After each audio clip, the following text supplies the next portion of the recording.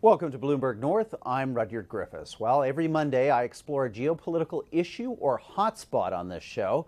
Tonight we take a look at the future of what makes the world go around: money. Money is changing, and it's changing fast. It's being disrupted by new digital currencies, the most famous, obviously, Bitcoin. Cryptocurrency was created in 2009 by a computer programmer. Over the next few years, investors, digital activists, and criminals learned of its unique properties. First of all, it's completely unregulated. No central banks involved, please. It also allows complete anonymity, if you want, in terms of its use. And it's completely self-regulated by technology, not people. 4 years later, Bitcoin went mainstream and exploded in popularity. At the beginning of the year, Bitcoin traded a little over $13 a coin, and then it soared to an all-time high of $1,200 that November.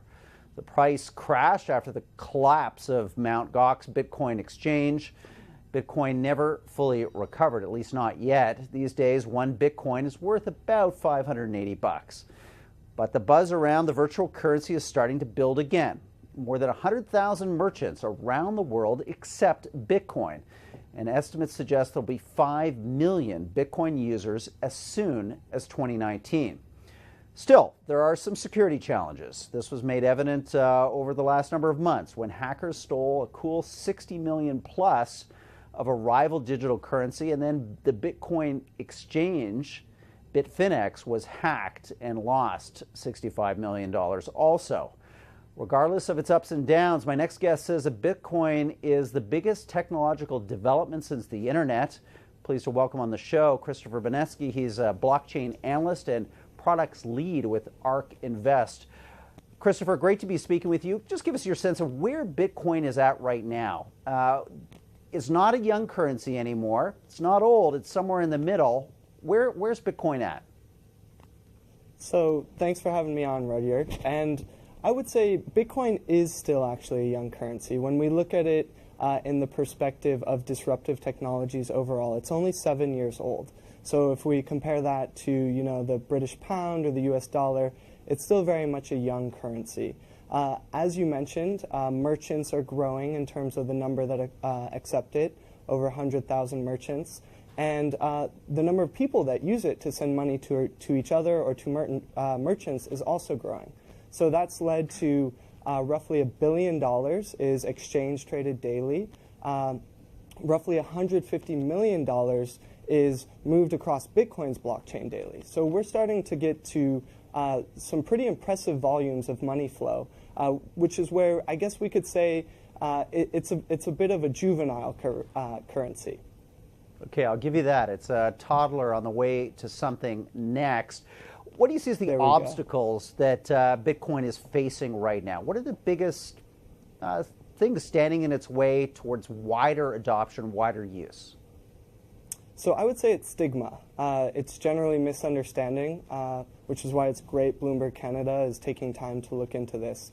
People often misunderstand the hacks that go on with things like Bitfinex or Mt. Gox, and they say, oh, Bitcoin's so insecure, I could never use it, it's a bunch of criminals and they all want to hack me.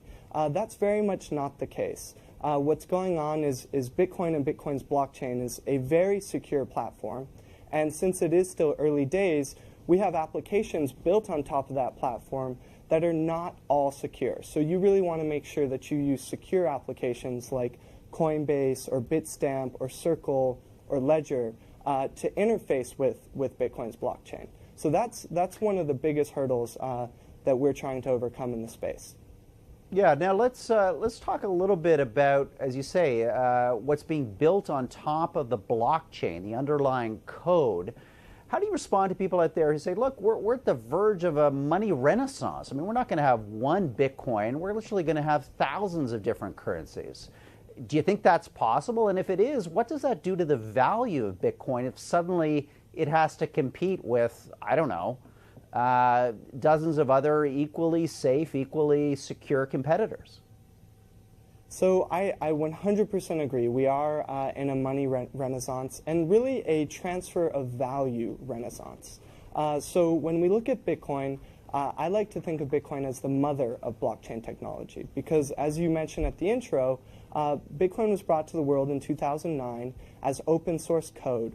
And in order for Bitcoin to be able to transfer value, it utilized a blockchain. And that was the first instance of a blockchain the world has ever seen. And since then, that open source software has been downloaded, tweaked, and brought back to the world in different flavors, like Ethereum or Litecoin, or you have banks now using it, consortiums like R3. So there's many competitors, but I think of them more as collaborators because I see an interconnecting system of blockchains that facilitate seamless transfer of value, and I expect Bitcoin to be one of the largest of those systems simply because it has such a large head start. And in this space, the power of a network effect is incredibly important because it creates a flywheel of developers and users that continue to innovate within the ecosystem. Right. So, Christopher, money, it's a unit of exchange. It allows a marketplace to function, a buyer and a seller to meet. How do you respond to those people who say, look, there's nothing behind Bitcoin or these blockchain currencies? There's no gold reserve. There's no full faith and credit of a sovereign government. I mean, how should people ultimately have faith that this money will endure and that it will function as a currency not just next week, but years from now, decades from now? So Bitcoin has the power of mathematics behind it, which is pretty profound when we step back and think about it. Because the way in which Bitcoin is sent across the world is employing complex mathematical functions, most commonly known as cryptographic hash functions. And those are well-proven mathematic functions that enable the secure locking and unlocking of Bitcoin. And so that is extremely powerful in terms of a security mechanism. Now, what drives the value of Bitcoin is people like you and me using it, whether I want to use it to send money to a friend in Mexico or I want to use it to set up a peer-to-peer insurance system, or, for example, ARK put Bitcoin into 2 of its ETFs. So there's lots of ways in which people are making use of Bitcoin, and that is what drives its value over the long run.